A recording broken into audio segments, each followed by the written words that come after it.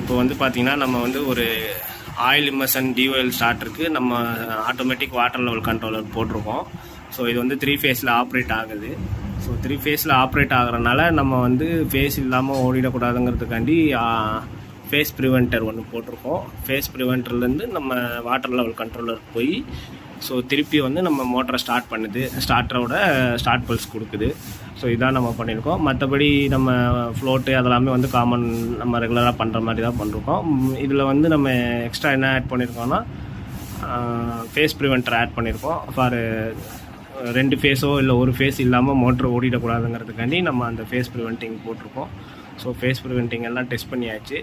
ஒரு ஃபேஸ் நம்மளுக்கு வரலன்னா அவுட்புட் நம்மளுக்கு போகாது, டோட்டல் நம்மளோட கண்ட்ரோலரே ஆஃப் ஆகிடும். ஸோ இந்த இடத்துல இப்படி தான் நம்ம ஒயரிங் பண்ணியிருக்கோம்.